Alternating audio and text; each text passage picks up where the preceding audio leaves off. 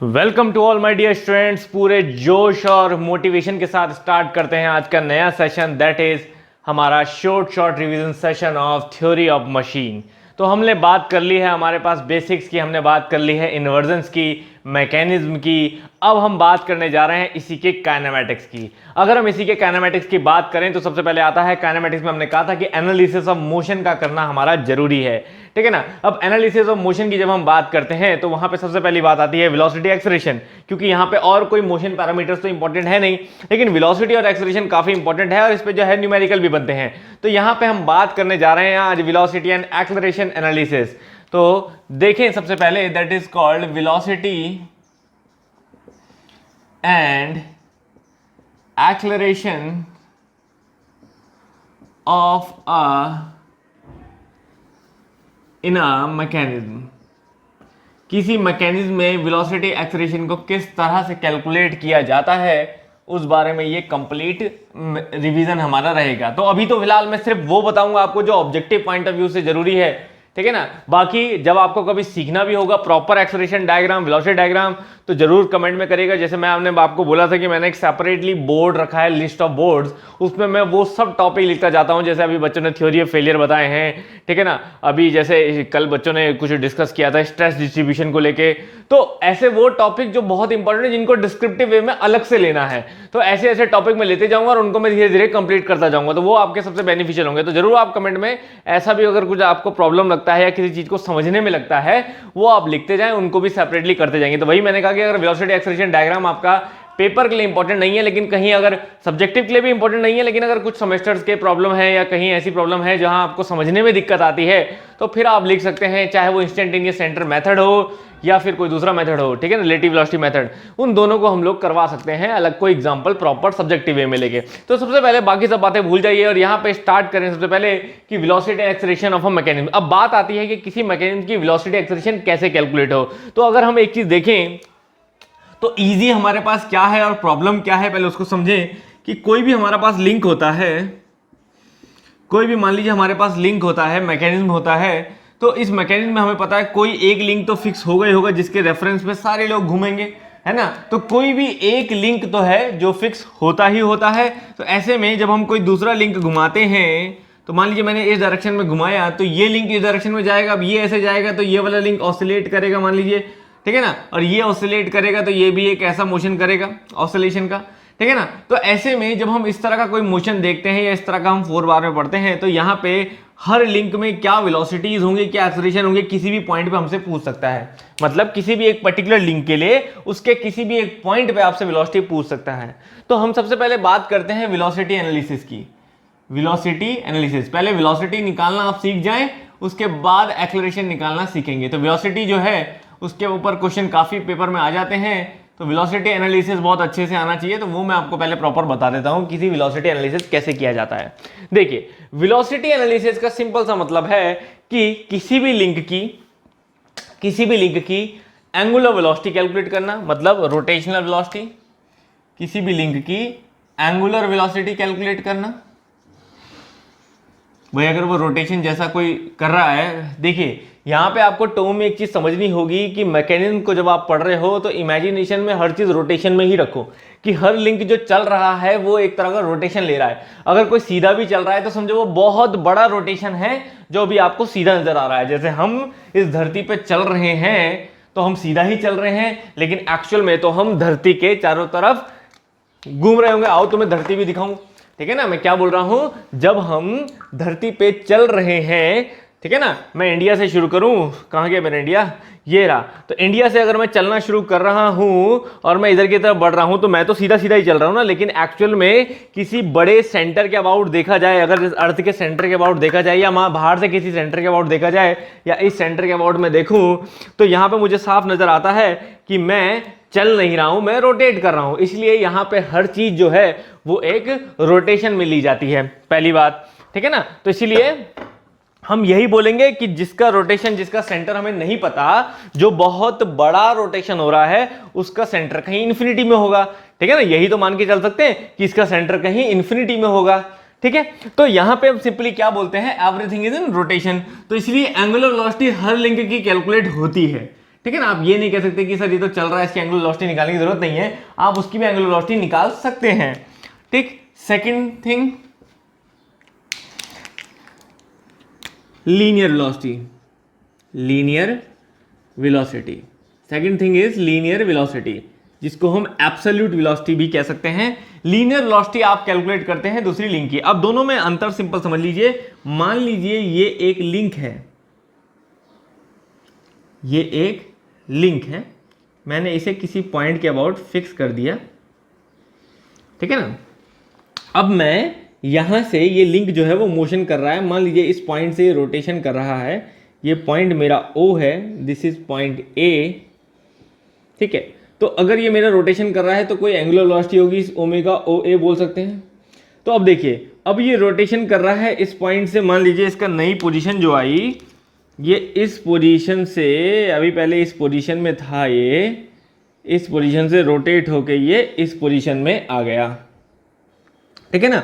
तो अगर आप देखो कि इस पोजीशन से इस पोजीशन रोटेट आ गया, तो इसमें रोटेशन में ओमेगा क्या होता है, angular velocity which is theta by T, है ना। कितना टाइम के रिस्पेक्ट में कितना एंगुलर डिफॉर्मेशन आया। तो अगर आप देखोगे एंगुलर डिफॉर्मेशन मान लीजिए थीटा का आया, तो वो चाहे आप इस पॉइंट का देखो, चाहे इस पॉइंट का देखो, चाहे इस पॉइंट का देखो, या इस पॉइंट का देखो, that angular rotation is same. ये एंगुलर रोटेशन जो है वो सबके लिए थीटा ही तो है। तो इसीलिए पॉइंट के बदलने से एंगुलर वेलोसिटी नहीं बदलती, एक लिंक की पूरे लिंक में एक ही एंगुलर वेलोसिटी होगी, ठीक है ना। तो पहली बात, each link has one angular velocity. बहुत बेसिक सा पॉइंट है वैसे तो, angular velocity at all points, ठीक है। पर लिख इसलिए रहा हूं, कई बच्चे इसमें भी गलती कर देते हैं, ठीक है। तो सभी पॉइंट में एंगुलर वेलोसिटी एक ही होगी। दूसरी बात, लीनियर वेलोसिटी की बात करें, अब आप देख सकते हैं कि एंगुलर वेलोसिटी हमारी angular deformation divide by time था, मतलब angular change divide by time था। लेकिन लीनियर वेलोसिटी क्या है, डिस्प्लेसमेंट डिवाइड बाय टाइम। अब हर पॉइंट डिस्प्लेस कितना हो रहा है, तो अगर अब हम यहां पे देखें तो A जो है वो यहां A डैश चले गया, तो इसका डिस्प्लेसमेंट कितना है, इतना डिस्प्लेसमेंट है, ये डिस्प्लेसमेंट है, ठीक है ना। अगर हम बोलें दिस इज पॉइंट B जो है वो B डैश चले गया, तो इसका डिस्प्लेसमेंट इतना है। C जो है वो C डैश चले गया, तो इसका डिस्प्लेसमेंट इतना है। और D जो है वो D डैश चले गया, तो इसका डिस्प्लेसमेंट इतना है। तो अब आप यहाँ पे आराम से देख सकते हैं बहुत इजीली कि डिस्प्लेसमेंट जो है वो हर पॉइंट का डिफरेंट है, और आगे भी लिंक की लेंथ ज्यादा होगी तो आगे भी डिफरेंट होगा। तो यहाँ पे एंगुलर चेंज सबका सेम था, इसलिए एंगुलर वेलोसिटी सेम थी। लेकिन यहां पे लीनियर डिस्प्लेसमेंट सबका अलग अलग है, तो फिर लीनियर वेलोसिटी भी अलग अलग होनी चाहिए। तो याद रखिएगा, each link has different linear velocity at different point, ठीक है ना। हर लिंक के अलग अलग पॉइंट में लीनियर वेलोसिटी अलग अलग होती है, और वो क्या होती है, तो सिंपल सा फॉर्मूला होता है इसका, V is to omega R. पूरी की पूरी टोम में एकमात्र यही फॉर्मूला है जो हर जगह यूज होता है, पूरी की पूरी थ्योरी ऑफ मशीन में। तो मतलब वेलोसिटी कैलकुलेशन के लिए सबसे इंपॉर्टेंट फॉर्मूला यही कहलाता है। तो velocity V is to omega R. Omega क्या है, ओमेगा आपकी एंगुलर वेलोसिटी हो गई, और आर क्या हो गया, आर आपका डिस्प्लेसमेंट हो गया, मतलब सॉरी सेंटर से जिसके अबाउट घूम रहा है वहां से वहां तक का डिस्टेंस। जैसे अगर मैं VA निकाल रहा हूं तो ओमेगा इंटू OA होगा, है ना, जिस पॉइंट। तो याद रखिएगा आर क्या है, डिस्टेंस और distance from the centre of rotation to a point whose velocity is to be calculated, जिसकी वेलोसिटी निकाली जानी है, ठीक है ना, निकाली जानी है उस वहां तक का डिस्टेंस उसके सेंटर ऑफ रोटेशन से, ठीक है। ये थोड़ा सा मैंने डिस्क्रिप्टिव वे में चीजें डिस्कस कर ली, क्योंकि यही बेसिक है। उसके बाद तो मैं शॉर्ट में आपको चीजें बता दूंगा, ठीक है ना। तो ऐसे ही VA is equal to omega OA और VB is equal to omega into OB, है ना, यहां से यहां तक का डिस्टेंस बस। This is omega O A, this is omega O B, this is omega O C. तो बस हर पॉइंट की वेलोसिटी अलग अलग होगी, ठीक है ना। तो वो आप कैलकुलेट कर सकते हैं। तो बस इसी फंडे को हम लोग फॉलो करते हैं। दूसरी चीज, एक और इंपॉर्टेंट पॉइंट याद रखना है आपको, डायरेक्शन ऑफ वेलोसिटी। देखो ओमेगा तो हमेशा हमारे हिसाब से होगा, जिधर को रोटेट करोगे उधर ही डायरेक्शन होगा। तो ये तो दो ही तरह से हो सकता है, या तो क्लॉकवाइज, है ना, या तो क्लॉकवाइज और एंटी क्लॉकवाइज, काउंटर क्लॉकवाइज भी जिसे बोलते हैं। तो ये तो दो ही तरह की डायरेक्शन हो सकती है, क्लॉकवाइज घूमेगा या एंटी क्लॉकवाइज घूमेगा। लेकिन अगर हम v की बात करें तो v is always velocity, direction of velocity is always perpendicular to the link। Velocity की डायरेक्शन हमेशा लिंक के परपेंडिकुलर होती है। तो मतलब ये अगर कोई लिंक है इस तरह का, तो वेलोसिटी की डायरेक्शन हमेशा उसके परपेंडिकुलर होगी। ये चीज आपको हमेशा ध्यान रखनी है। ये दो पॉइंट जो हैं, एक ये पॉइंट हमने बताया, ठीक है ना, और एक ये पॉइंट, ये दो पॉइंट के बेसिस पे ही पूरी कैलकुलेशन की जाती है, ठीक है ना। तो एक आधा एग्जांपल में मैं आपको बताऊंगा। तो यहां पे स्टार्ट कर सकते हैं हम वेलोसिटी कैलकुलेट करना। क्लियर है? बस इतना बेसिक आपको पता होना चाहिए। अब वेलोसिटी एनालिसिस में बड़ी सिंपल सी बात समझें। देखिए, जब हमारा कोई भी मैकेनिज्म काम करता है, मोशन करता है, तो जब हम किसी भी लिंक को देखते हैं तो बहुत सारे तरीके से समझ सकते हैं इस बात को। मैं आपको जनरली थोड़ा सा बुक का मेथड बता रहा हूँ ताकि आप लोग रिलेट भी कर पाएँ। मान लीजिए ये ए बी लिंक है, तो ए बी लिंक अपनी पोजीशन किस तरह से चेंज कर सकता है। तो एक तरीका तो ये है कि ये मानो ये ट्रांसलेट कर रहा हो, तो ट्रांसलेट कर रहा हो तो बिल्कुल ऐसे का ऐसा ही सीधा जाएगा, है ना।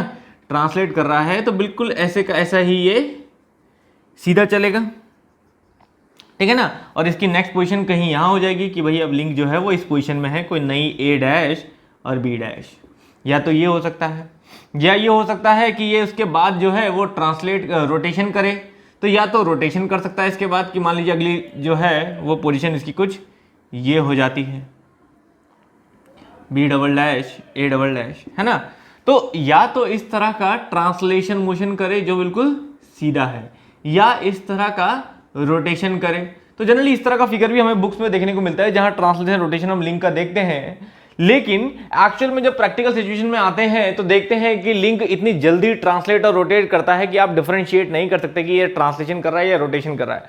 और जब लिंक इस तरह के दोनों मोशन करता है, समझ रहे ना, जब इस तरह के दोनों मोशन एक साथ करता है तो एक तरह से हम उसे प्योर रोटेशन मानते हैं। तो याद रखिएगा, पहला पॉइंट जो मैंने अभी थोड़ी देर पहले आपको बताया था कि हम इसमें प्योर रोटेशन ही लेके चलेंगे, तो इसलिए याद रखिएगा कॉम्बिनेशन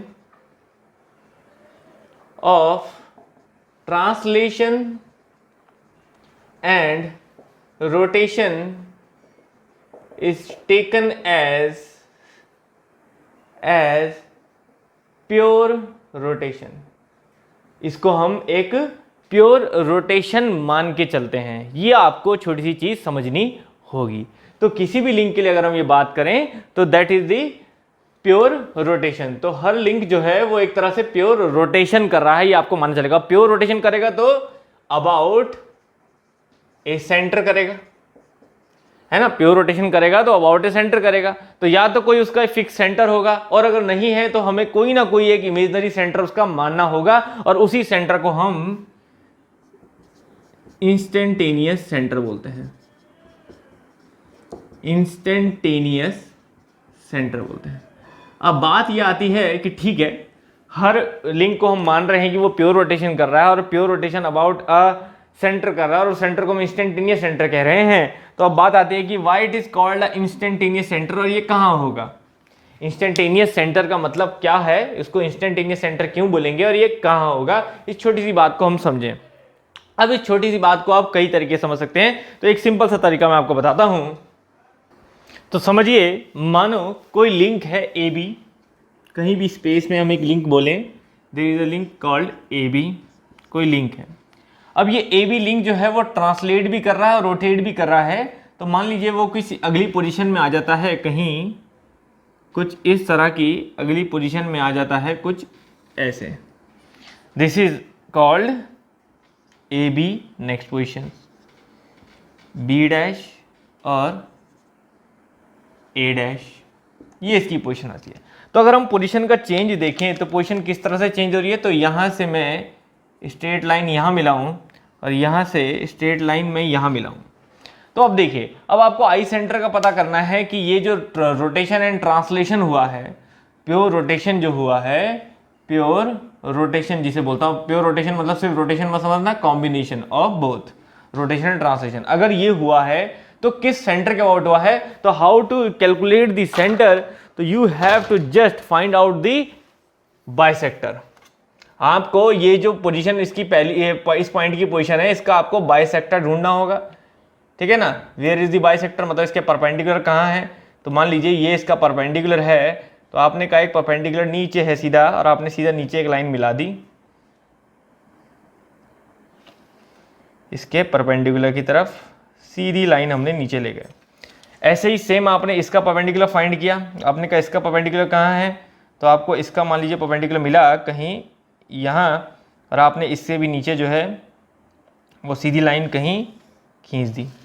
अब इसका परपेंडिकुलर और इसका परपेंडिकुलर जहाँ पे एक दूसरे को बाइसेक्ट करेंगे, ठीक है ना, तो काफ़ी नीचे तक जा रहा है, मैं थोड़ा सा ऊपर तक बनाया था जिससे कि जल्दी बाइसेक्ट कर जाए, आपको ऊपर ही पॉइंट दिख जाए। तो मान लीजिए थोड़ा सा मैं ऐसा टिल्ट करूँ, इसके लिए मुझे ए मान लीजिए ये पॉइंट है और दिस इज दी पोजीशन, तो ये मेरा मान लीजिए कुछ बाइसेक्टर है, ठीक है। थोड़ा इंटरसेक्शन ऊपर ही दिखा रहा हूँ ताकि ज़्यादा नीचे ना जाना पड़े। तो ये मान लीजिए मेरा इंटरसेक्टर है जो नीचे जा रहा है,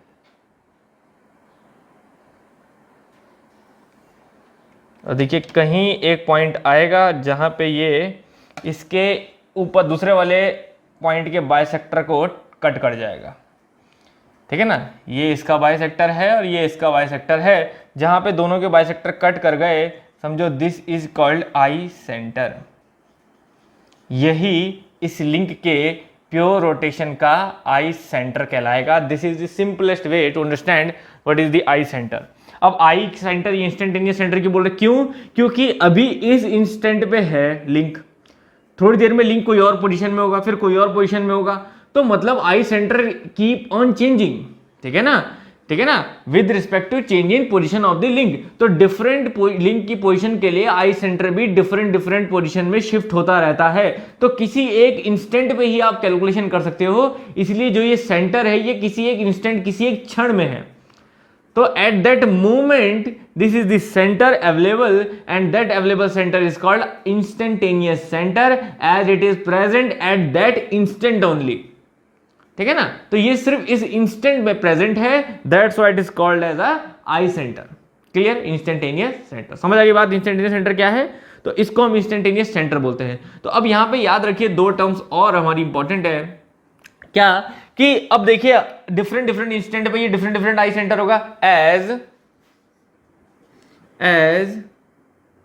I centre, instantaneous centre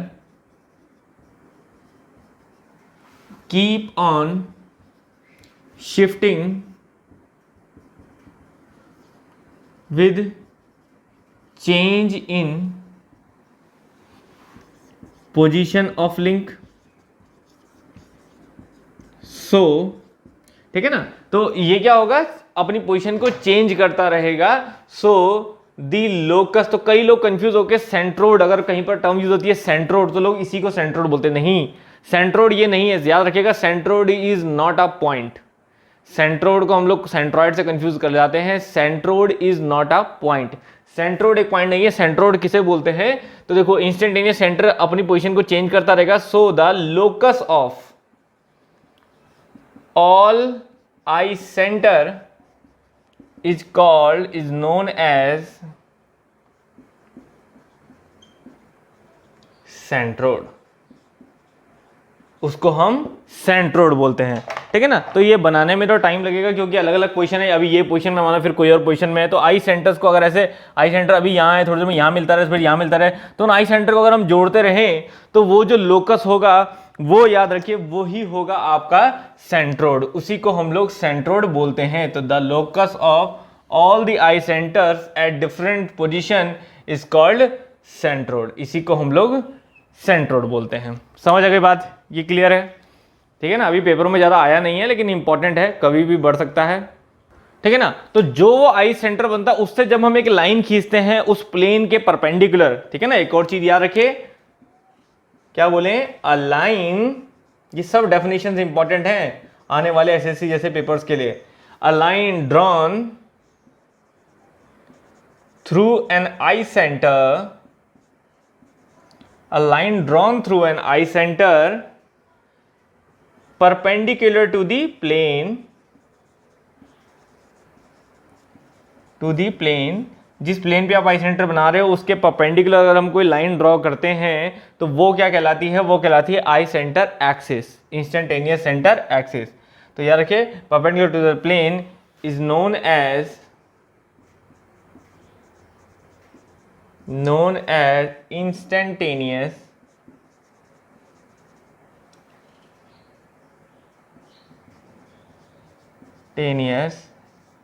axis. ठीक है ना, that is called instantaneous axis.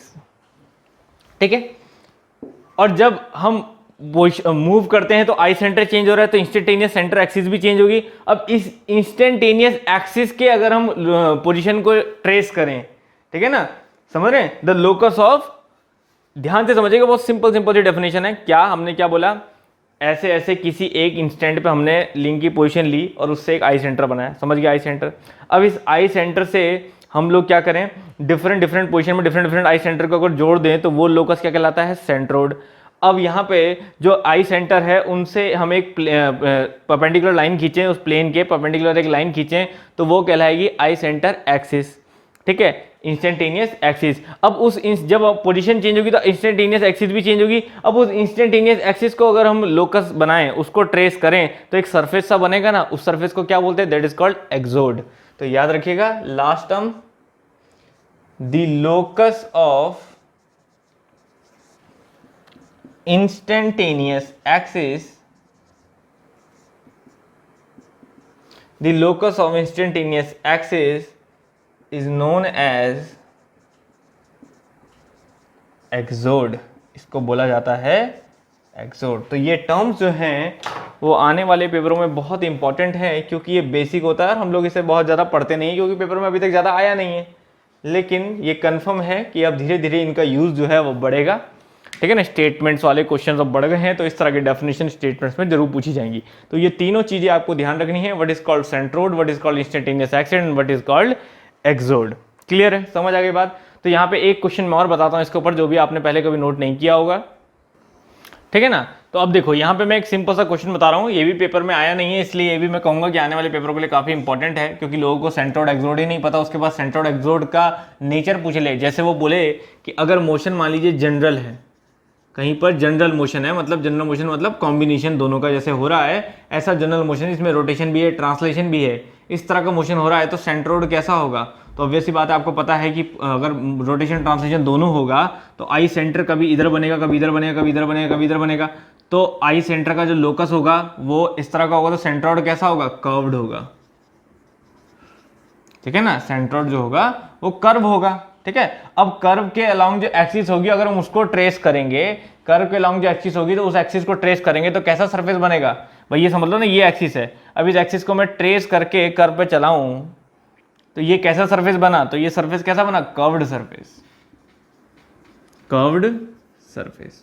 तो इसलिए याद रखिएगा, आपको पूछे कि कॉम्बिनेशन बोल सकता है या जनरल मोशन बोले तो तब याद रखिएगा सेंट्रोइड होगा हमारा कर्व और एक्सोड होगा हमारा कर्व्ड सरफेस। सिंपल सी बात, क्लियर है।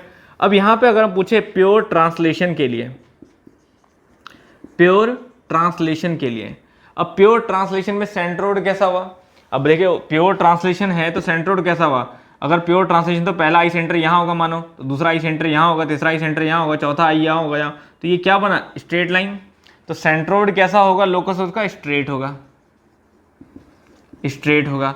अब लोकस अगर स्ट्रेट है तो इसके थ्रू एक्सिस होने वाली कैसा सरफेस बनाएगी, प्लेन सरफेस बनाएगी, है ना। इसके थ्रू एक्सिस कैसा सरफेस बनाएगी, प्लेन सरफेस बनाएगी। जैसे वहां जब इस पे एक्सिस चला रहा था मैं तो कर्व्ड सरफेस बन रहा था, तो यहां पे क्या बनेगा, प्लेन सरफेस। तो that is called plane surface.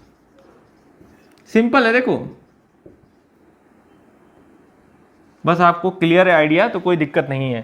Third है हमारा प्योर रोटेशन।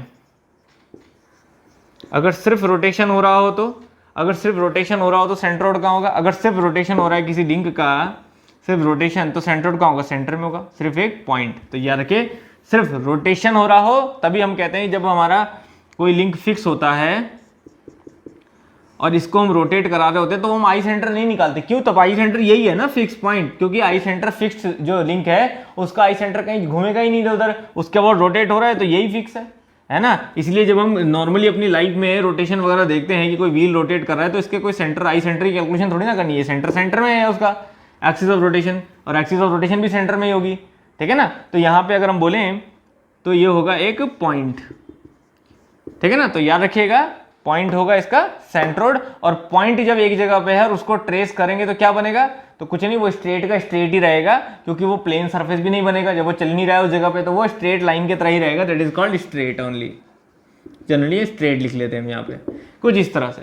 तो ये है हमारा सिंपल सा एक पॉइंट, जिसमें आपको ध्यान रखना है कि जनरल मतलब कॉम्बिनेशन ऑफ मोशन के लिए कर्व होता है सेंट्रोइड, ठीक है ना। प्योर ट्रांसलेशन के लिए स्ट्रेट होता है आपका सेंट्रोइड, और प्योर रोटेशन के लिए पॉइंट होता है सेंट्रोइड, ठीक है। समझा मैंने, दिया आपको। जनरल मोशन के लिए एक्सोड होता है कर्व सरफेस, प्योर ट्रांसलेशन के लिए एक्सोड होता है plane surface, and pure rotation के लिए एक्सोड होता है स्ट्रेट, ठीक है ना। सिंपल स्ट्रेट लाइन भी कह सकते हो और स्ट्रेट भी कह सकते हो उस चीज को। समझ आ गई बात? तो ये बेसिक सा कंसेप्ट आपके तभी समझ में आएगा जब इस साइड वाला पार्ट जो है वो समझ में आया होगा। तो ये सब इंपॉर्टेंट पार्ट है, हर जगह हम लोग डिस्कस नहीं करते हैं चीजें, ठीक है ना। तो आज मैंने कहा थोड़ा सा इसे एक्स्ट्रा लेके चलते हैं, इसलिए मैंने ये सब चीजें बता दी, क्योंकि पहले कभी किसी लेक्चर में हम लोगों ने डिस्कस नहीं करी है, ठीक है। इसलिए हमारा यहाँ पे सबसे पहला मेथड जो आता है वेलोसिटी कैलकुलेशन में, वो आता है इंस्टेंटेनियस सेंटर मेथड। और इसके स्टेप समझना बहुत जरूरी, क्योंकि ऑब्जेक्टिव क्वेश्चन यहां से बनता है इंस्टेंटेनियस सेंटर मेथड। अब आपको इंस्टेंटेनियस सेंटर वगैरह सब पता है क्या होता है, बस उसका मेथड समझिए कि how to draw instantaneous centre method, जिससे कि हम लोग वेलोसिटीज कैलकुलेट कर सकते हैं, ठीक है। अब सिंपली देखिए, instantaneous centre method given by Kennedy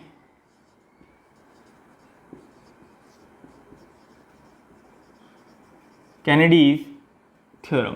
तो कैनेडीज थ्योरम पे बेस्ड हम लोग यहाँ पे देखते हैं। अब ये थ्योरम क्या कहती है ये बाद में बात करेंगे, ठीक है ना, क्योंकि जब हमारे पास प्रैक्टिकल एग्जांपल आ जाएगा कोई एग्जांपल, तब उसके बाद मैं स्टेटमेंट यहाँ पे लिखूंगा।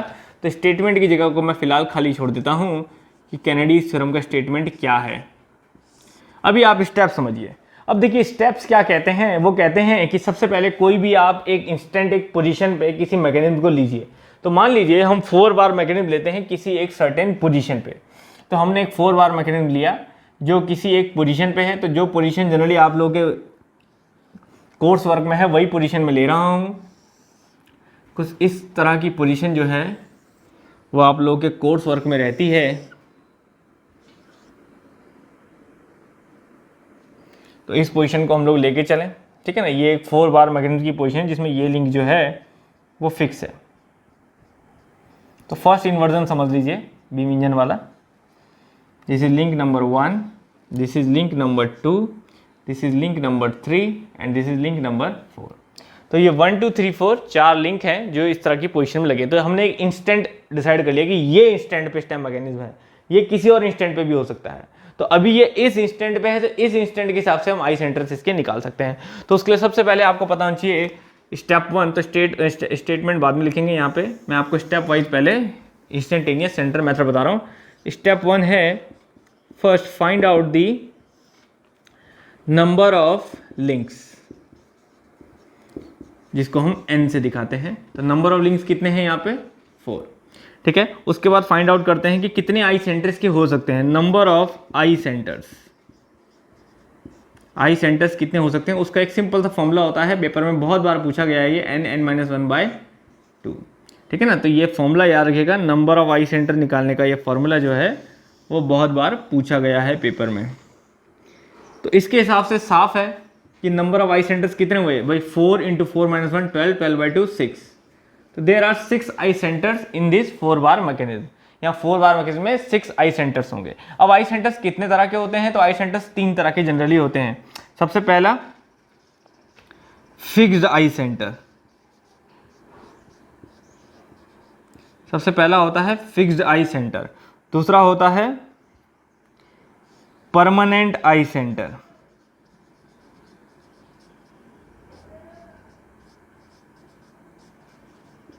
तीसरा होता है neither fixed nor permanent, neither fixed nor permanent. ठीक है, ये तीनों को मिला के ही 6 बोले जाते हैं। तो उस 6 में से कुछ फिक्स होंगे, कुछ परमानेंट होंगे, कुछ नहीं फिक्स नहीं परमानेंट होंगे। तो फिक्स कौन से हुए? फिक्स हुए हमारे वो जो फिक्स लिंक के साथ लगे हुए हैं।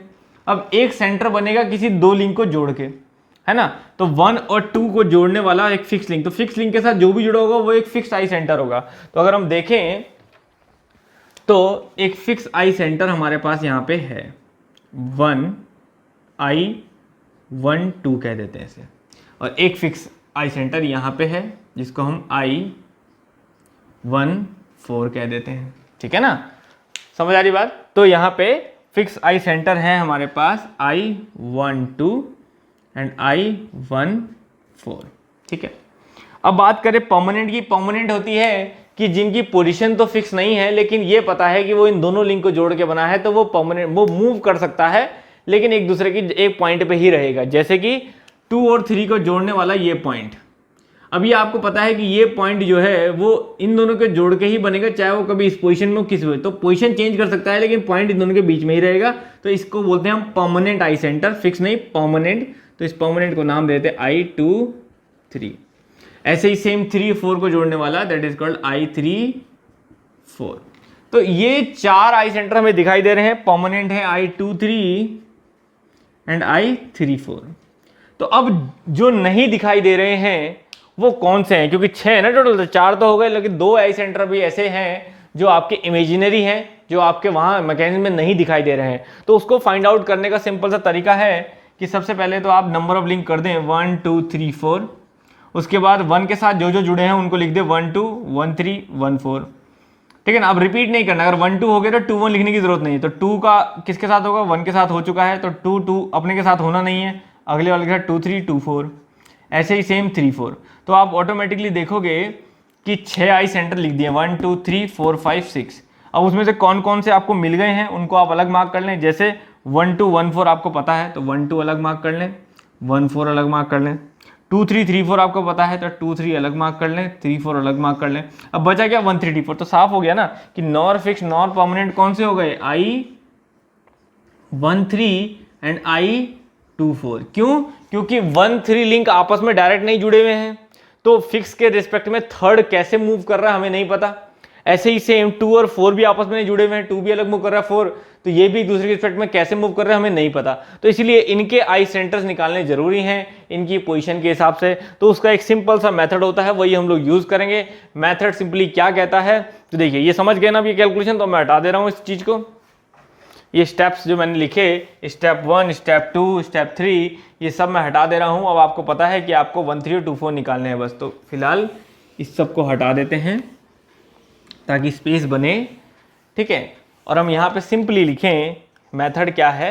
तो अब देखिए, अब अगला मेथड स्टेप है आपका, ये 2 था और अब 3 स्टेप है आपका ड्रॉ अ सर्कल। एक सर्कल ड्रॉ करें। तो हमने एक सर्कल ड्रॉ किया। अब उस सर्कल के अंदर एक पॉलीगन बनाएं। स्टेप 4 क्या कहता है कि एक पॉलीगन बनाएं, ड्रॉ अ पॉलीगन। ठीक है ना, पॉलीगन जो होना चाहिए वो अंदर होना चाहिए सर्कल के। तो पॉलीगन कितना होगा? तो polygon is equal to number of links. जितने नंबर ऑफ लिंक है उतने ही पॉलीगन की साइड होनी चाहिए। पॉलीगन की जो साइड होनी चाहिए वो नंबर ऑफ लिंक के बराबर। तो 4 है तो 4 वाला, तो 4 वाला बनाएंगे तो क्वाड्रिलेटरल बनेगा 1, एक ये सिंपल रेक्टेंगल बन गया, या स्क्वायर कह सको जो मर्जी कहो। तो ये 4 जो है ये पॉलीगन बन गया। अब पॉलीगन में नंबर दे दो आप 1 2 3 4। अब सिंपल है, इसकी एक लाइन एक आई सेंटर को डिफाइन कर रही है। अब देखो जो लाइन ड्रॉ हो चुकी है मतलब वो आई सेंटर आपको मिल गए। 1 2 मिल गया, 2 3 मिल गया, 3 4 मिल गया और 1 4 मिल गया। ठीक है ना, अब जो नहीं मिला वो ज्वाइन कर दो। 1 3, तो 1 3 मतलब 1 और 3, तो सिंपल 1 को उठाओ 3 से ज्वाइन कर दो। 1 को उठाएं और 3 से ज्वाइन करते हैं बस। अब 1 को 3 से आपने जोड़ा तो बस इतना देखना है आपने कि 1 को 3 से जोड़ा तो देखो दो ट्रायंगल आपको दिखाई देंगे, एक उस तरफ एक इस तरफ। दो ट्रायंगल के में दो साइड आपको दिखाई देंगी, एक ये इधर भी, एक ये एक ये। तो पहले एक साइड देखिए ट्रायंगल को, उसमें दो साइड देखिए, एक तरफ क्या है I12 और एक तरफ क्या I23 है ना, एक तरफ है I12 और एक तरफ है I23। तो I12 और 23 को मिला के एक लाइन ड्रॉ होगी। I12 कहाँ है, ये रहा, I23 कहाँ है, ये रहा। तो बस आपने उठाना है स्केल, आपने उठाना है स्केल और 1 2 से 2 3 सीधा एक स्ट्रेट लाइन आपने ज्वाइन कर देनी है ऐसे आगे। कितना आगे जाएगी आपको नहीं पता, आपने बस अभी अंदाजन बढ़ा देनी है। ये लाइन आप नीचे को भी बढ़ा सकते हो, कोई दिक्कत नहीं है, ठीक है ना। वो तब की बात है कि अगर नीचे कट रहा होगा तो नीचे बढ़ाना, ऊपर कट रहा है तो ऊपर बढ़ाएंगे, ठीक है। तभी तो हमें पता है कि ऊपर नहीं कटेगा, सेम वो ऊपर ही कटेगा। तो नीचे वाला पॉइंट देखें, नीचे वाला ट्रायंगल देखें तो I14 और 34 की दो साइड है, I14 और I34। तो 14 और 34 को लेके भी एक लाइन ज्वाइन कर दो, ये रहा 14 ये 34, तो इनको भी लेके एक लाइन ज्वाइन कर दें। तो हमने देखा ये पुरानी वाली लाइन के कहीं यहाँ इंटरसेक्ट कर रही है, तो बस जहाँ भी इनका इंटरसेक्शन आएगा वही होगा आपका I13। तो ये मिल गया आपको I सेंटर I13। तो मतलब आप कहने का मतलब ये है कि थर्ड लिंक किसी भी पोजीशन में मूव कर रहा हो तो इस पोजीशन के लिए I सेंटर ये है। तो इस पोजीशन में आपको किसी भी पॉइंट की वेलोसिटी निकालनी हो तो उस सेंटर से ही डिस्टेंस लेंगे। जैसे यहाँ से हम करते ना V ओमेगा R करते थे, ओमेगा तो ये रहता था और R क्या लेते थे, इस पॉइंट सेंटर से यहाँ तक का डिस्टेंस। जहाँ पे भी आप निकाल रहे हो वेलोसिटी, यहाँ निकाल रहे हो, यहाँ निकाल रहे हो, यहाँ निकाल रहे हो, ऐसे ही सेम इसकी आप वेलोसिटी जहाँ निकालना चाह रहे हो उस सेंटर से वहाँ तक का डिस्टेंस, ये सिंपल आप लोगे, ठीक है।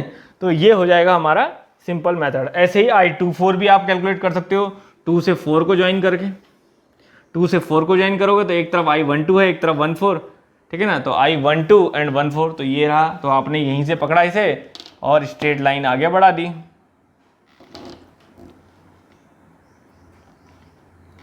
तो 1 2 1 4 आपने कहा, ये स्ट्रेट लाइन आगे आपने बढ़ा दी।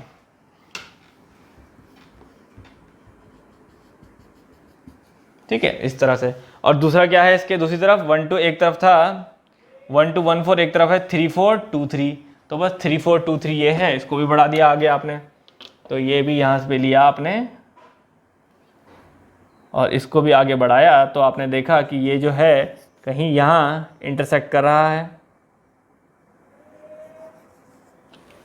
यहाँ पे कहीं इंटरसेक्ट कर रहा है। तो बस जहाँ इंटरसेक्ट किया वही है I24 बस।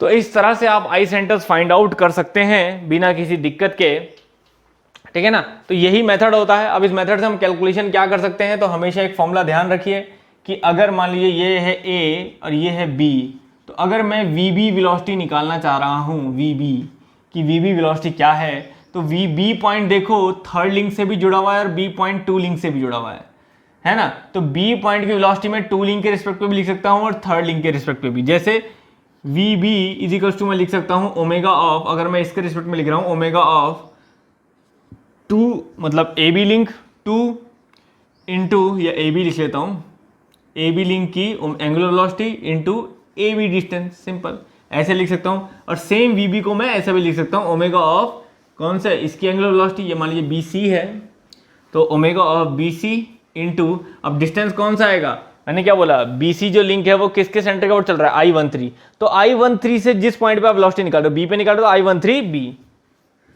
तो ये तो हम कंस्ट्रक्शन से कैलकुलेट करते हैं, बट फिलहाल आपको मेथड पता होना चाहिए। तो इस तरह से इन दोनों को इक्वेशन को यूज करके हम लोग जो निकालना चाहते हैं वो निकाल सकते हैं। तो ये सिंपली कैसे लिखा जाता है, अगर मैं इन दोनों को इक्वेट कर दूं तो ये इस तरह से लिखा जाता है, omega of AB into AB is equal to omega of BC into I13B। तो जनरली हम ऐसा लिखते हैं, omega of AB into upon omega of BC is equal to I13B upon AB। तो इस तरह के रेशियो से हम लोग जो है कैलकुलेट कर सकते हैं। तो जैसे C पॉइंट है, C पॉइंट आपका अगर मैं कल के दिन पे C की वेलोसिटी निकालूं VC, तो VC पॉइंट इससे भी जुड़ा हुआ है और इससे भी जुड़ा हुआ है।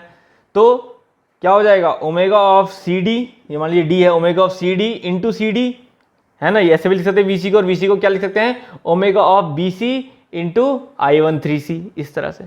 और अगर आपको कोई मिड पॉइंट निकालना है, यहाँ की वेलोसिटी निकालनी है, मान ये ई है यहाँ की वेलोसिटी, तो इसको इससे जोड़ देंगे, तो V is equal to omega of B C into I13E, simple. तो इसके न्यूमेरिकल कभी हम करेंगे, पूरा फुल प्रैक्टिकल न्यूमेरिकल यहाँ पे आपको कंस्ट्रक्शन करके दिखाऊंगा मैं बोर्ड में, अगर जरूरत होगी तो, ठीक है ना, क्योंकि उसका तो अभी जरूरत नहीं है, तो जरूरत होगी तो पूरा एक कंस्ट्रक्शन कराऊंगा जैसा आप चाहेंगे, ठीक है ना, जैसा आप चाहें उस हिसाब से हम उसका भी एक स्पेशल लेक्चर रख सकते हैं। तो स्पेशल लेक्चर ऑलवेज हमेशा आप लोगों की डिमांड और आप लोगों के कमेंट के बेसिस पे ही कराए जाएंगे। समझ आ गई बात? तो ये था वेलोसिटी एनालिसिस। अब ऐसे ही मैं एक आई सेंटर डायग्राम आपको सिंगल स्लाइडर का भी बता देता हूँ, ठीक है ना। तो ऐसे ही अगर आप सिंगल स्लाइडर मैकेनिज्म में भी देखें, किसी सिंगल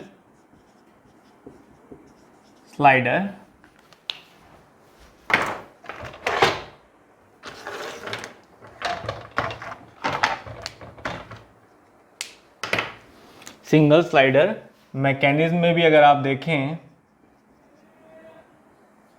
तो आपको साफ दिखाई देगा, यहां बनाता हूं मैं मैकेनिज्म, क्योंकि लिंक तो यहाँ भी 4 ही है, और लिंक अगर यहाँ पे भी 4 ही है तो इसका मतलब ये है कि इसके भी आई सेंटर वही 6 ही होंगे, है ना। तो उसी तरह से इसका भी कैलकुलेशन किया जाता है, सेम उसी तरह से इसका भी कैलकुलेशन किया जाता है। Link number 1 2 3 and that is 4, ठीक है ना। तो यहाँ पे भी हम फिक्स देखें, फिक्स कौन कौन से हैं, I12 है ना, जो फिक्स के साथ लगा हुआ है, I12 वो फिक्स है, ठीक है।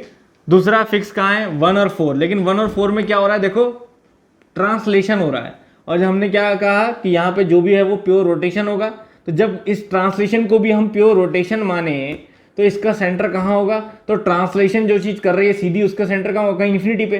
तो आप सिंपल 1 और 4, 1 से 4 पे जो सेंटर होगा वो कहीं इन्फिनिटी पे ले लेंगे, तो नीचे भी ले सकते हैं, ऊपर भी, तो आप कहीं सीधा यहीं से स्ट्रेट ऊपर ले सकते हैं कि that is at infinity, I14 at infinity, ठीक है ना। बस ये समझ लीजिए, एक पॉइंट इसमें हमेशा ध्यान रखिएगा कि आप कहीं भी हो दुनिया में, लेकिन अगर आपको भगवान से मिलना है तो किसी पर्टिकुलर जाके जगह तो नहीं मिल सकते, आप वहीं से ऊपर निकल लो, है ना। तो बस यही समझ लो, एक पॉइंट ये याद रखिए कि अगर ईश्वर के दर्शन करने हैं तो जिस जगह पे बैठे हो वहीं से ऊपर निकल जाओ तो ईश्वर के दर्शन हो जाते हैं। सेम ऐसे ही है, अगर आपको किसी भी पॉइंट से इन्फिनिटी पे जाना है आप उसी पॉइंट से ले जाएं, ऐसा नहीं कि यहीं से हमेशा इन्फिनिटी पे जा सकते हैं। अगर मैं कल के दिन बोलूं कि 4 का मोशन 2 के साथ, तो 2 4 अगर मुझे बनाना है 2 का 4 के साथ, तो 2 4 2 से ही मैं इन्फिनिटी पे ले जा सकता हूं, ठीक है ना। ये चीज का आपको ध्यान रखना होगा, अभी देखेंगे सिंपल, ठीक। तो वही मेथड, वही सर्कल नहीं बता रहा हूं मैं, सिंपल वही होता है हमारा, ठीक है ना।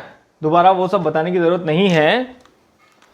सिंगल साइडर मैकेनिज्म के लिए भी वही नंबर ऑफ लिंक आपके 4 हैं, तो आई सेंटर आपके 6 होंगे, उसमें कोई दो राय नहीं है। सर्कल में देखेंगे तो 4 के लिए फिर वही क्वाड्रिलेटरल बनेगा, तो 1 2 3 4 पॉइंट होंगे, जिसमें ये I12 बताएगा, ये I23 बताएगा, ये I34 बताएगा और ये I14 बताएगा। और देखो आप, ये सारे सेंटर आपके मिल रखे हैं, I12 भी पता है, I14 भी पता है, I23 भी पता है, ठीक है ना। और कौन सा 4 है ना, ये I12 2 3 I34 3 4 भी है, तो 3 4 कहाँ है 3, और ये स्लाइडर 4, तो I34 भी पता है। तो ये 4 आपको ऑलरेडी पता है। अब 2 और निकालने हैं, तो 2 में कौन कौन सा 1 3, तो 1 3 में अगर आप देखोगे 1 3, तो एक तरफ क्या है 1 2 और 2 3, तो 1 2 और 2 3, देखो 1 2 और 2 3, तो इससे आगे बढ़ा देते हैं, सिंपली बढ़ा देते हैं कहीं, ठीक है ना। दूसरी तरफ क्या है 1 4 3 4, तो 1 4 देखो यहाँ है इन्फिनिटी पे, 3 4 यहाँ है। अब 3 4 से इन्फिनिटी पे जाना है तो यहीं से इन्फिनिटी पे ले जाओ, बस ये इन्फिनिटी वाली लाइन और यहाँ से आने वाली लाइन कहीं टकराएगी, पता नहीं आपके पहुँच पे टकरा रही नहीं टकरा रही, तो मैंने तो ऊपर बना दिया। तो यहाँ पे हमारा होगा क्या होगा ये I13, ठीक है ना। देखें आपको दिख रहा है नहीं दिख रहा है I13 के दर्शन, तो ये देखें ईश्वर के दर्शन आपको I13 ये दिख गया ऊपर, वहाँ टकराया मेरा जाके, वो भी ज़बरदस्ती टकराया, नहीं तो उससे भी ऊपर जा सकता था। क्लियर है? तो सिंपल सी बात। तो ऐसे ही अगर मैं बोलूँ 2 4 को ज्वाइन कर दूँ, तो 2 4 को ज्वाइन करता हूँ, तो एक तरफ है 1 2 1 4 और एक तरफ है 3 4 2 3, तो 3 4 2 3 कहाँ है, 3 4 ये रहा, 2 3 ये रहा, तो 3 4 2 3 को मैं बढ़ा दूँ कहीं भी, ठीक है। नीचे भी बढ़ा सकते हो आप, अगर नीचे नहीं कट रहा होगा तो ऊपर बढ़ाएंगे, तो ऊपर बढ़ा दिया हमने। ठीक है। दूसरा क्या है, देखो अब ये बात जो मैं बात अभी कह रहा था वही, एक तरफ 1 2 और एक तरफ 1 4। अब 1 2 देखो यहाँ है, 1 2 देखो यहाँ है और 1 4 इन्फिनिटी पे है। तो मैंने क्या बोला, जिसको भगवान के दर्शन करने हैं वो वहीं से भगवान के दर्शन कर सकता है सीधा ऊपर, ये नहीं कि उसको वहां जाके ज्वाइन करना है। 1 2 को 1 4 से मिलना है, 1 4 इन्फिनिटी पे है, तो 1 2 से ही आप सीधा स्वर्ग सिधार सकते हैं यहाँ पे, और ये पहुंचे हम यहाँ, तो दैट इज I24, बस खत्म। तो एक सेंटर यहाँ मिल गया, एक वहां ऊपर मिल गया। तो इस तरह से सिंगल स्लाइडर की बजाते हैं। ऐसे आप सेम मेथड है, चाहे क्वेश्चन कितना भी बड़ा हो, है ना। वही मैंने कहा कि जैसी जरूरत होगी वैसा करेंगे। 15 आई सेंटर वाला क्वेश्चन भी हम करते हैं जिसमें 6 लिंक होते हैं, तो 15 आई सेंटर बनते हैं और टोटल 15 आई सेंटर आप लोग निकालते हैं पूरे बोर्ड में, ठीक है ना। तो जरूरत पड़ी तो आप बताएं, तो उस हिसाब से हम वो भी करेंगे, ठीक है ना। तो इस तरह से हम आई सेंटर्स कैलकुलेट करते हैं, और सेम वेलोसिटी कैलकुलेशन यहाँ पे भी है, सेम वेलोसिटी कैलकुलेशन, ठीक है, उसमें कोई चेंजेस नहीं है। इतना समझ में आया सबके, ठीक है ना। तो एक इसमें छोटे छोटे ऑब्जेक्टिव ऐसे भी बनते हैं, जैसे where is the I centre. आपसे पूछेगा आई सेंटर कहाँ होता है। जैसे पहला केस ले, टर्निंग पेयर, वो कहेगा टर्निंग पेयर में आई सेंटर जो है वो कहाँ होता है। तो सिंपल ध्यान रखिए, कोई टर्निंग पेयर है, मतलब एक लिंक ऐसे है, एक लिंक ऐसे है 1 और दूसरा लिंक ऐसे है 2, तो अगर ये दोनों जुड़े हुए हैं तो आई सेंटर भी हमने देखा था कहाँ होगा, परमानेंट है तो I12, सिंपल यहाँ होगा, दोनों जहाँ पे जुड़े होंगे वहाँ उसका आई सेंटर होगा। अगर कोई बोलता है स्लाइडिंग पेयर है, ये रोलिंग पेयर इंपॉर्टेंट है, काफ़ी बार पूछा है आपसे, बोले रोलिंग पेयर है, तो बताइए किसी रोलिंग पेयर का आई सेंटर कहाँ होगा। तो पेपर में बहुत बार आया। तो रोलिंग पेयर मतलब ये कोई रोलर है जो किसी सरफेस पे चल रहा है, रोल कर रहा है। तो अगर आप पूछे इसका आई सेंटर कहाँ होगा, तो देखो मान लीजिए मैं इसकी कोई एक पोजीशन लेता हूँ, ये कोई पोजीशन है, ये उसकी वेलोसिटी है, तो हमने क्या बोलता, वेलोसिटी के परपेंडिकुलर अगर मैं खींचूँ तो कहीं यहाँ टकराता है, उसके बाद ये इसकी पोजीशन है, ये इसकी वेलोसिटी है, तो अगर मैं यहाँ से भी एक परपेंडिकुलर खींचूँ तो यहाँ टकराता है, तो ये जो पॉइंट ऑफ कॉन्टैक्ट होता है सरफेस पे, ठीक है ना, वही इसका आई सेंटर होता है। 1 2, तो मैं बोलूँ I12, तो याद रखिएगा एट पॉइंट ऑफ कॉन्टैक्ट। तो बहुत बार ये पेपर में ऑप्शन सही आते हैं, तो डायग्राम नहीं ऑप्शन में पूछेगा, तो याद रखिएगा एट पाथ ऑफ कॉन्टैक्ट या पॉइंट ऑफ कॉन्टैक्ट। तो जहाँ पे कॉन्टैक्ट होगा सरफेस का वहीं उसका आई सेंटर होगा प्योर रोलिंग के केस में। ऐसे ही थर्ड, जैसे मैंने अभी बताया था आपको, थर्ड आपसे पूछ सकता है कि बताइए पेयर अगर स्लाइडिंग है तो आई सेंटर कहाँ होगा। तो अगर स्लाइडिंग पेयर है, प्योर स्लाइडिंग हो रही है, तो अभी आपको बताया था कि अगर इस तरह से सिंपली जो है वो स्लाइड कर रहा है, this is surface 1, this is link 2, ठीक है ना, दिस इज लिंक 2, तो आपको पता है कि यहीं से सीधा हम I12 जो है वो एट इन्फिनिटी कह सकते हैं, इन्फिनिटी पे इसका कहीं आई सेंटर होता है, ठीक है। फोर्थ अगर हम बोलें कॉनकेव सरफेस, कॉनकेव सरफेस, और सेम ऐसे ही आपको फिफ्थ वन कॉन्वेक्स सरफेस बोल सकता है, ठीक है ना। तो कोई अंतर नहीं है कि अगर कॉनकेव और कॉन्वेक्स सरफेस पे हम स्लाइडिंग कर रहे हैं तो कोई अंतर नहीं है। तो मान लीजिए ये हमारा कॉनकेव सरफेस है कोई, और ये कोई कॉन्वेक्स सरफेस है हमारा, तो इस पे अगर हम चल रहे हैं कहीं इस पोजीशन पे कुछ इस तरह से, और ऐसे हम बोलें इस पे हम चल रहे हैं किसी इसी पोजीशन पे कुछ इस तरह से, तो अगर हम यहाँ मूव कर रहे हैं तो सेम वही रोटेशन वाला सीन हो जाएगा कि यहाँ से भी अगर हम देखें कि जहाँ भी इसका सेंटर लाई करेगा, ठीक है ना, इस कर्व का, तो वही इसका आई सेंटर होगा, ठीक है ना। ये 1 पोजीशन, ये 2 पोजीशन। सेम ऐसे ही यहाँ से भी अगर हम देखें तो यहाँ जहाँ इसका सेंटर लाई करेगा वहीं इसकी अगली पोजीशन जो होगी, तो 1 और 2, तो दैट इज़ I12। तो इस तरह से हमारा जो है वो different position of I centre होती है अलग अलग सरफेस और अलग अलग मोशन के हिसाब से। तो वो भी मैंने आपको यहाँ पे बता दी, जितने भी क्वेश्चन जो हैं पेपर में बने हैं, ठीक है ना। तो ऐसे ही जैसे मैंने बोला था कि लास्ट में आपको बताऊंगा मैं कैनेडीज थ्योरम का स्टेटमेंट क्या कहता है।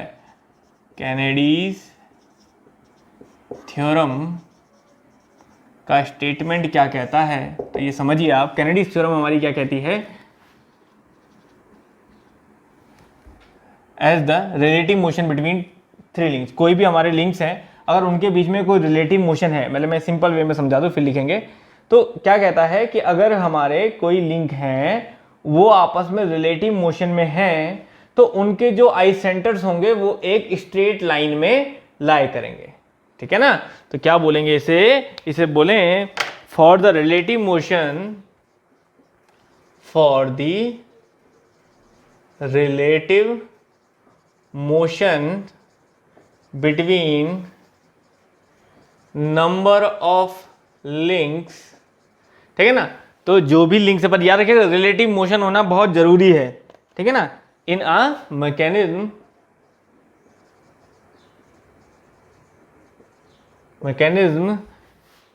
Any three link have there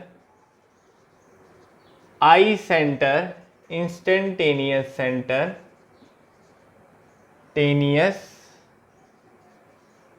center lies in a straight line, ठीक है ना। जैसे कि हमने 4 बार मैकेनिज्म देखा था, देखो याद दिला दूं मैं आपको, 4 बार मैकेनिज्म आपने जब बनाया था अभी, तो आपको याद होगा कि इस तरह का मैकेनिज्म था जिसमें हमारा ऐसा कुछ मैंने इंस्टेंट लिया था, और इस इंस्टेंट पे आपने आई सेंटर देखे थे कि this is called I12, this is called I23, this is called I3 आपका 3 और 4, और दिस इज कॉल्ड I14, ये था आपके, है ना। और इसी पे आपने देखा था कि आई सेंटर कहाँ बने थे, कुछ यहाँ बने थे, एक आई सेंटर यहाँ बना था, दैट इज कॉल्ड I24, और एक आई सेंटर यहाँ बना था I13। तो देखो यहाँ पे आप ध्यान देने वाली चीज़ क्या है कि कौन से 3 लिंक, तो अगर मैं बोलूँ link number 2, link number 3, link number 4, 2, 3 और 4 आपस में, ये तो फिक्स था, जो लिंक नंबर 1 था वो तो फिक्स था। लेकिन अगर आप देखो 2, 3 और 4 आपस में रिलेटिव मोशन कर रहे हैं, 2 चल रहा है, 3 चल रहा है, 4 चल रहा है, तो 2, 3, 4 आर इन रिलेटिव मोशन। तो any 3 links which are in relative motion have there I centre, क्या आई सेंटर, I3, 4 भी इन्हीं का आई सेंटर है, 2, 3 भी 2 और 3 के बीच में, और एक 2, 4 भी है। तो ये तीनों आई सेंटर अगर आप देखोगे तो एक स्ट्रेट लाइन में लाई कर रहे हैं, समझ आ रही बात। ये तीनों आई सेंटर जो हैं वो एक स्ट्रेट लाइन में लाई करते हुए आपको दिखाई दे रहे हैं, ये रहा एंड ये रहा, ठीक है ना। 1 वाला क्यों नहीं आया इसमें, क्योंकि 1 तो फिक्स है, ठीक है ना। तो 2, 3, 4 आपस में रिलेटिव मोशन कर रहे हैं इस तरह से। अगर मैं लेता 1 को भी, तो 1, 2, 3 की अगर मैं बात करूं तो देखो 1, 2, 2, 3 एंड 1, 3, ये भी जो है वो एक स्ट्रेट लाइन में ही होते हैं, ये लाइन आगे ही तो बढ़ती है, ठीक है ना, थोड़ा सा इधर बन रखा है, ये भी स्ट्रेट लाइन में होते हैं। लेकिन इसका एक एक्सेप्शन भी है, आपसे पूछता है कि अगर ऐसी बात है तो ये 3 मेरे स्ट्रेट लाइन में क्यों नहीं है। जैसे ये 3 लिंक है मेरे 1, 2, 3, तो अगर आप देखो this is called I12, this is called I23 and this is called I13।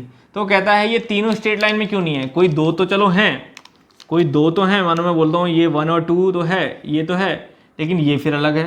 तो इसका सीधा सीधा रीज़न है बच्चों कि ये एक्सेप्शन क्यों है, मतलब इट, आपको याद होगा हमने स्टार्टिंग में पढ़ा था, it is a locked chain, it is a locked chain, locked chain, ये एक लॉक चेन है, तो जिसके वजह से it does not satisfy Kennedy's theorem, क्योंकि कैनेडीज थ्योरम के सेटिस्फैक्शन के लिए जरूरी चीज क्या है कि आपस में रिलेटिव मोशन हो। लेकिन जो चेन लॉक्ड है उनमें रिलेटिव मोशन कैसे होगा, इनमें रिलेटिव मोशन है ही नहीं। वहाँ आपको रिलेटिव मोशन दिखा 2, 3, 4 के बीच में तो आई सेंटर स्ट्रेट लाइन में दिखे, लेकिन यहाँ इन तीनों के बीच में कोई रिलेटिव मोशन नहीं, क्योंकि ये तो लॉक्ड हो जाते हैं ऐसे में। तो जो लॉक्ड हो जाते हैं तो फिर कैनेडीज थ्योरम को सेटिस्फाई नहीं करते हैं, इसलिए उनके तीनों के आई सेंटर जो हैं वो एक ही लाइन में हमें नहीं दिखाई देते हैं। समझ आ गए बच्चों बात, क्लियर है। तो this is called Kennedy's theorem statement. तो बहुत बार पेपर में ये क्वेश्चन आया है कि according to Kennedy's theorem the I centre lie in a curve, और ये तो याद रखिएगा इन अ स्ट्रेट लाइन, ठीक है। जो हाईलाइट कराऊं वो इंपॉर्टेंट ऑब्जेक्टिव हो जाता है, समझ आ गई बात। अब नेक्स्ट वेलोसिटी एनालिसिस का हमारा मेथड आता है, that is called relative velocity method. इसको बता देते हैं, एटलीस्ट वेलोसिटी पूरा हो जाएगा। आज थोड़ा सा मैंने डिस्क्रिप्टिव वे में ले लिया क्योंकि ये टॉपिक थोड़े टफ हो जाते हैं, तो इसलिए थोड़ा सा डिटेल में ले लिया मैंने, बिल्कुल शॉर्टकट पॉइंट में नहीं चला हूँ, तो थोड़ा सा इस लेक्चर को मैंने डिटेल में लेके चला हूँ, तो ज़्यादा परेशान मत होइएगा क्योंकि इसके कंसेप्ट ऐसे हैं कि अगर शॉर्टकट बोलूँ तो लिखने का कुछ भी नहीं है, v = ω/r, ठीक है ना। लेकिन इन्हीं स्टेप्स के बीच में छोटे छोटे क्वेश्चन होते हैं, या मैं कैंडिडेट फॉर्म में डायरेक्ट स्टेटमेंट लिख देता तो भी कोई बात समझ में नहीं आती किस बारे में बात हो रही है, तो इसलिए ये थोड़ा सा डिस्क्रिप्टिव हो गया क्योंकि चीज़ों को बताना पड़ा, उसके बाद ही आप उन स्टेटमेंट्स को समझ सकते हैं, ठीक है ना। तो इसलिए यहाँ पे थोड़ा सा हमने डिटेल में लेके चले हैं। अब ऐसे ही रिलेटिव वेलोसिटी मेथड, ठीक है ना, उसके बाद ऐसा मत समझिएगा कि बहुत लंबा खींचा जाएगा क्योंकि जैसे गियर्स हैं, फ्लाईव्हील्स है, ये एक लेक्चर एक काम है, पूरा गियर में एक लेक्चर में आपको बता दूंगा, कंप्लीट गियर वो रिवीजन करने के लिए सबसे बेस्ट है, ठीक है ना। ऐसे ही पूरा फ्लाईव्हील, पूरा गवर्नर, सब ये एक लेक्चर में ही कवर हो जाएगा, इसके सारे इंपॉर्टेंट पॉइंट्स, तो आपको इतना ज़्यादा इन पे परेशान होने की जरूरत नहीं पड़ेगी। लेकिन ये स्टार्टिंग का पोर्शन थोड़ा सा टफ हो जाता है, ठीक है, और कंफ्यूजन भी इसी में जाता है। अगर आप जैसे नॉर्मल PSU और स्टेट लेवल और SSC लेवल पे तो बहुत ज़्यादा वैरायटी नहीं आती है, लेकिन अगर आप बीटेक लेवल के इसरो का पेपर या फिर DRDO का पेपर या फिर बीटेक लेवल पे आप JWM का पेपर या UPSC के द्वारा कराया गया कोई पेपर, चाहे IES हो या गेट हो, उनमें अगर आप देखोगे टोम का फर्स्ट चैप्टर जो है सिंपल मैकेनिक्स, उसी में सबसे जबरदस्त वैरायटी आती है क्वेश्चन की, ठीक है ना, जहाँ थोड़े से क्वेश्चन ट्रिकी होते हैं, बाकी सब सिंपल होते हैं, ठीक है। तो यहाँ पे हम बात करें रिलेटिव वेलोसिटी मेथड की। अब रिलेटिव वेलोसिटी मेथड बहुत सिंपल है। रिलेटिव वेलोसिटी मतलब किसी एक के रिस्पेक्ट में दूसरे की वेलोसिटी, जैसे कि हम बोलें कि कोई बॉडी मूव कर रही है A, तो A की अपनी एक्चुअल वेलोसिटी भी है, ये उसकी एक्चुअल वेलोसिटी है।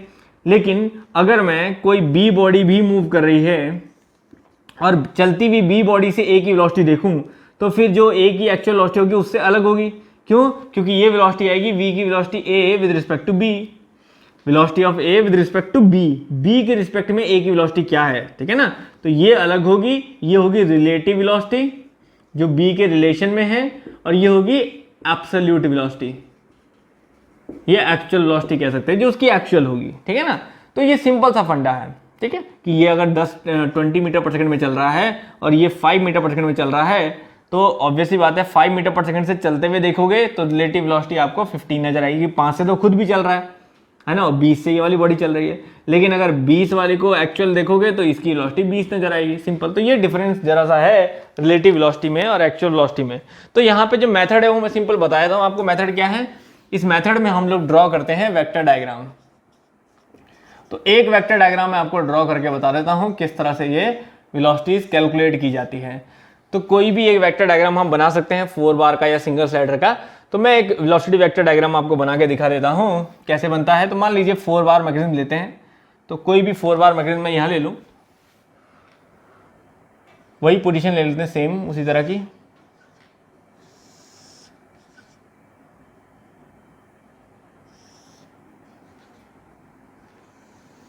तो मान लीजिए ये हमारी पोजीशन है 1 2 छोड़ो, ABCD नाम कर देते हैं, ABCD, ये हमारे लिंक्स हो गए। अब आपको कुछ ना कुछ वो स्टार्टिंग में करने के लिए देगा। मानो आपको बोलता है ओमेगा ऑफ AB आपको देता है, ये आपको दिया है, और आपसे पूछ रहा है कैलकुलेट ओमेगा ऑफ BC।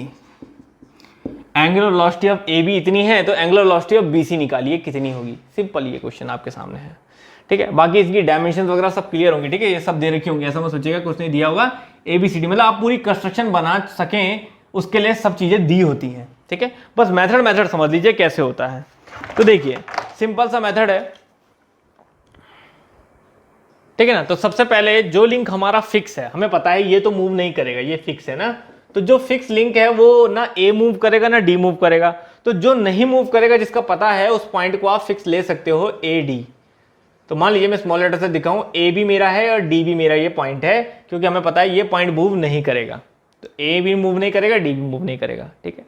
पर हमें ये पता है कि अगर AB जो है वो ओमेगा से ऐसे चल रहा है तो उसकी वेलोसिटी जो है वो VB इस लिंक के परपेंडिकुलर होती है। तो लिंक के परपेंडिकुलर VB जो है वो ऐसे चलेगी, है ना, ये तो कंफर्म है।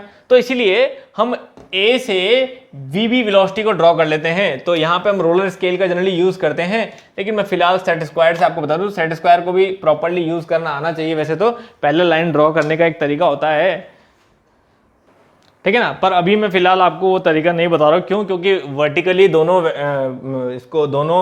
सेट स्क्वायर को पकड़ने में दिक्कत आएगी, किसी दिन हॉरिजॉन्टली करके बताऊंगा क्या क्या तरीके हैं, ईडी वगैरह जब पढ़ेंगे कभी। तो अभी फिलहाल ये समझो कि मान लीजिए ये है, तो हमने जस्ट इस वेलोसिटी के डायरेक्शन के पैरेलल सीधा लाइन इस पॉइंट से खींच देंगे हम। तो मैं अभी फिलहाल पैरेलल ले रहा हूँ कुछ इस तरह से सीधी, कहाँ जाके ये रुकेगी हमें पता होगा, क्यों? क्योंकि वी बी वेलोसिटी हम निकाल सकते हैं ओमेगा, है ना, वी बी वेलोसिटी हम कैलकुलेट कर सकते हैं भाई, ओमेगा ए बी हमें दिया है, तो we can calculate V B is equal to omega A B into A B, है ना, ए बी की डायमेंशन भी पता होगी, तो ये करके हम वी बी निकाल सकते हैं। तो वी बी हमें पता होगी तो हम जितना भी वी बी होगा उसको अपने हिसाब से स्केल करके हम वी बी ड्रॉ कर सकते हैं कि वी बी कितना आना चाहिए। तो वी बी जितना आना चाहिए उस हिसाब से हम वी बी को ड्रॉ कर सकते हैं कि भैया वी बी मान लीजिए यहाँ तक आ रहा है कुछ, ठीक है ना। तो इसलिए हमारा ए पॉइंट से लेके बी पॉइंट कहाँ तक आएगा ये हमें फिक्स पता होगा, ठीक है ना। इतना क्लियर रखिए, समझ आ गई बात। अब बात अगली आती है कि वी बी हमें पता था, हमने ड्रॉ कर लिया, इस तरह से हम वेक्टर दिखा सकते हैं कि ये जो हमने ड्रॉ किया है ये हमारा क्या बता रहा है, ये velocity of B with respect to A बोल सकते हो, या वी बी भी बोल सकते हैं, क्योंकि ए पॉइंट फिक्स है तो उसकी एक्चुअल वेलोसिटी और रिलेटिव वेलोसिटी एक ही होगी, क्योंकि जो पॉइंट फिक्स है तो वहां से तो एक्चुअल देखिए भाई, आप खड़े खड़े किसी गाड़ी को देख रहे हो तो उसकी एक्चुअल वेलोसिटी दिखाई देगी आपको, क्योंकि आप फिक्स हो, लेकिन अगर आप चल रहे हो तो रिलेटिव दिखाई देगी ना। तो यहाँ पे ए पॉइंट फिक्स है तो वी बी और वी बी एक ही है, तो हम दोनों में से कुछ भी लिख सकते हैं। नाउ अब बात है कि BC, अब देखो BC में आपको उसकी वेलोसिटी नहीं पता है बी पॉइंट की, मतलब यहाँ पे वेलोसिटी नहीं पता, लेकिन ये तो पता है कि डायरेक्शन परपेंडिकुलर ही होगी भाई, BC के परपेंडिकुलर जो होगा वही वेलोसिटी होगी। तो सीधा यही डायरेक्शन आप उठाएं, B पे लाएं और इसके परपेंडिकुलर एक लाइन ड्रॉ कर दे, कहाँ रुकेगी ये नहीं पता, क्यों? क्योंकि इसकी एक्चुअल वेलोसिटी में नहीं पता, तो कहाँ रुकेगी नहीं पता, बस हमने इसके पैरेलल यहाँ लाइन ड्रॉ कर दी कहीं भी ऊपर, ठीक है। लेकिन इतना पता है कि ये जो C पॉइंट है ये वापस D वाले से फिक्स है ना। तो यहाँ पे अगर मैं देखूं तो इसके परपेंडिकुलर क्या हुआ, इसके परपेंडिकुलर कुछ ऐसी लाइन हुई, है ना। VC जो होगा, C पॉइंट जो है वो B से भी जुड़ा हुआ है और D से भी जुड़ा हुआ है। तो मैं इसके परपेंडिकुलर यहाँ पे देखूं तो इसके परपेंडिकुलर लाइन मुझे मिलती है। अब इसके परपेंडिकुलर लाइन को मैं नीचे लाऊं और D पॉइंट से सीधा सीधा जोड़ दूं, है ना, क्योंकि D पॉइंट से जुड़ा हुआ है ना ये C पॉइंट, तो C की जो भी वेलोसिटी होगी वो D से जुड़ेगी। तो D से मैंने सीधा सीधा जोड़ दिया इसके परपेंडिकुलर, जैसा ये लाइन था ऐसा ही जोड़ दिया, ठीक है। तो अगर मैं ऐसा ही जोड़ दे रहा हूँ तो यहाँ पे देखो एक इंटरसेक्शन पॉइंट मिल गया मुझे, तो यही इंटरसेक्शन पॉइंट जो होगा वो C होगा, बस बात खत्म। तो अब देखो ये है VAB, ये बनाया मैंने VBC या simple VC with respect to B, ऐसा कहते हैं C की velocity with respect to B, और ये हो जाएगा वापस VC velocity with respect to D, और बात एक ही है D भी फिक्स है तो VC भी कह सकते हैं ऐसा। तो इस तरह से वेलोसिटी वेक्टर डायग्राम देखिए पूरा बन गया। अब आपको सारी वेलोसिटी मिल गई है हर लिंक की, ठीक है ना। अगर आप किसी लिंक के बीच की पॉइंट भी चाहते हो, मान लीजिए मैं कहूँ कि BC के बीच में एक पॉइंट है E, मुझे इसकी वेलोसिटी चाहिए with respect to fix link, fix link के रिस्पेक्ट में A और D वाले, फिक्स के मतलब E की मुझे एक्चुअल वेलोसिटी चाहिए, एक्चुअल चाहिए तो देखो फिक्स लिंक ये है, और BC कहाँ है, BC में E कहाँ है, उसके मिड पॉइंट पे। तो BC में E जहाँ पे भी होगा, अगर मिड में नहीं होगा तो कहीं पर तो होगा, तो जहाँ पे भी होगा वही BC में आप उसकी वेलोसिटी में वो पॉइंट बना देंगे। मिड में है तो मिड में बना दिया हमने point, that is called E, और सीधा फिक्स लिंक से जोड़ दिया, तो जो भी एक वेलोसिटी आएगी दैट इज कॉल्ड VE होगी, उसकी एक्चुअल वेलोसिटी होगी। तो इस तरह से आप किसी भी पॉइंट की किसी के भी रिस्पेक्ट में वेलोसिटी निकाल सकते हैं, कोई भी रिलेटिव वेलोसिटी आप यहाँ से कैलकुलेट कर सकते हैं। This simple method is called relative velocity method. समझ आ गई बच्चों बात, क्लियर है। तो ये हमने जाना आज वेलोसिटीज के बारे में। तो एक छोटा सा लेक्चर और जिसमें मैं थोड़ा बहुत एक्सेलरेशन के बारे में आपको बताऊंगा, बहुत ज़्यादा नहीं, एक्सेलरेशन में डेप्थ में नहीं जाने की जरूरत है क्योंकि पेपर में वेलोसिटीज के ऊपर ही क्वेश्चन आता है। एक्सेलरेशन का सिर्फ आपको फॉर्म्स समझना है किस किस टाइप के एक्सेलरेशन होते हैं, और वहीं मैं आपको बताऊंगा साथ साथ कोरोलिस कंपोनेंट के बारे में, ठीक है ना। तो एक लेक्चर और मैकेनिज्म में रहेगा, उसके बाद हम फटाफट गियर फ्लाईव्हील फटाफट आगे के लेक्चर करेंगे। तो thank you very much guys, enjoy your lecture. और एक सिंपल सी एक न्यूज़ और, इस वीक में हम लोग एक लाइव सेशन अब जरूर स्टार्ट करने वाले हैं, क्योंकि लाइव के लिए भी मैं कुछ बेहतर चीज़ें चाह रहा था, क्योंकि लाइव आना बहुत ज़रूरी है। तो इसलिए अब जैसा भी है ठीक है ना, उस ऑटो फोकस के नहीं तो मैंने दूसरा तरीका एक निकाला है, तो उसके थ्रू मैं लाइव आऊंगा जिससे हम लोग ऑब्जेक्टिव क्वेश्चन प्रैक्टिस करेंगे। तो आप लोग आई होप कि सोम का अच्छे से रिवीजन कर चुके होंगे। तो जल्दी इस वीक में मैं एक दिन पहले आपको बता दूंगा, इस वीक में हम लोग सोम का एक IES ऑब्जेक्टिव लेवल का पेपर सॉल्व करेंगे, जिससे कि सभी वर्ग के जो पेपर हैं हमारे सबकी प्रैक्टिस जाएगी, चाहे वो SSC वाले हों या फिर सिंपल आपके ES वाले हों या गेट वाले हों, ठीक है ना। तो जो भी होगा क्वेश्चन इस तरह से लिए जाएंगे कि हर वर्ग का जो क्वेश्चन यहाँ पे कवर होगा। तो स्ट्रेंथ ऑफ मटेरियल का रिवीजन अच्छे से रखिए। इसी हफ्ते एक लाइव सेशन में हम लोग ऑब्जेक्टिव करने जा रहे हैं। चलिए, थैंक यू वेरी मच।